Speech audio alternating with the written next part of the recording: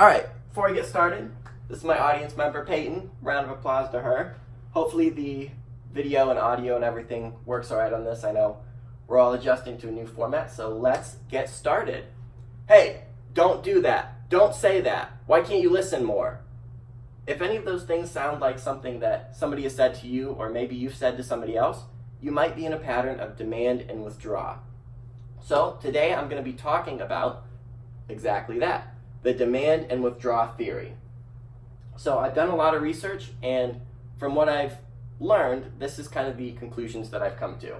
So everybody has a relationship of some kind, whether it's a mom, dad, friend, partner, boyfriend, girlfriend. We've all got relationships of some kind, and this is a theory that really can affect any relationship. So in the speech to follow, I'm going to explain exactly what the theory is, the difference in the dynamics, and how to kind of get out of this cycle. So, jumping right in, what exactly is the demand and withdraw theory? Well, it's pretty much what it sounds like. One partner is really demanding and one is really withdrawn. So I've got a video here that I think perfectly explains this theory in action. This is Gordon Ramsay in his show Gordon Behind Bars. He's having an altercation with an inmate. So let's watch that. But when I'm in the middle of a conversation and you rudely interrupt me and say, cheers for that, Gordon. Like you own the fucking stove, do you? No, well, don't talk like you own it. Don't talk like you own it then. I'm getting sick and tired of all this petty bullshit. You guys are grown men. You have an amazing opportunity here, knuckle down and do something. And if you don't want to do that, then go back to your cell. Renee has taken me at my word and walked.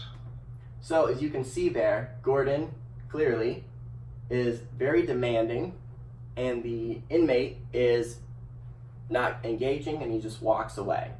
So that's basically what the theory is. That's how it's played out. So Molly Millwood explains in the Journal of Couples and Relationship Therapy, research has demonstrated that a difference between partners in desired levels of intimacy appear to be a factor in the development of the problematic demand and withdraw communication pattern.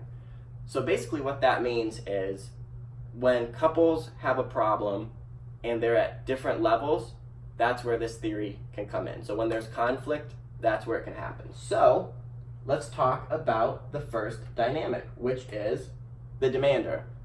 So like I said, this person uses nagging, bullying, and aggression to get what they want. And Sherry Gaba, a specialist in addiction, love addiction, and codependency, explains the dynamic pretty well of the demander by saying, the codependent partner, who is already hypersensitive to changes, senses the distance and increasing disconnect.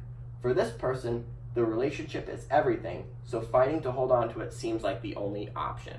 So, when there's a conflict, this partner wants to fight through the problem. They want to fight through the issue because for them, that's the only way that they know how.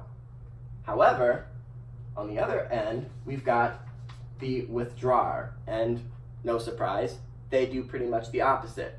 They try to avoid conflict by ignoring the problem and overlooking it.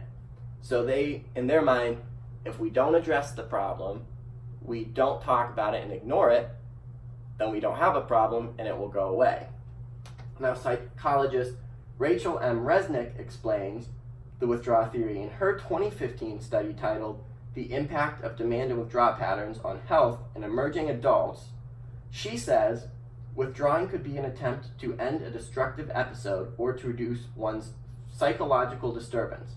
Thus, withdrawing appears to be a somewhat adaptive way of terminating a negative argument cycle.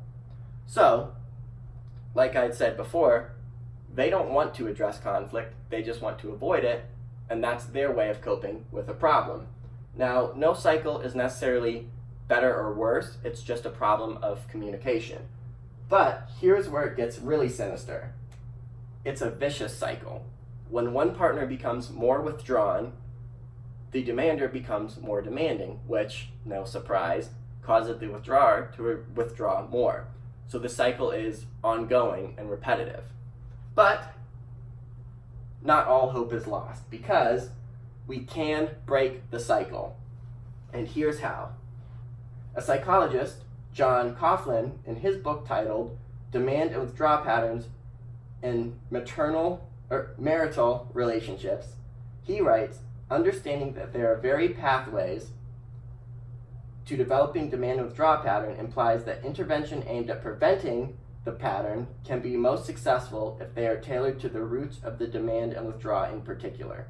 So basically what he's saying is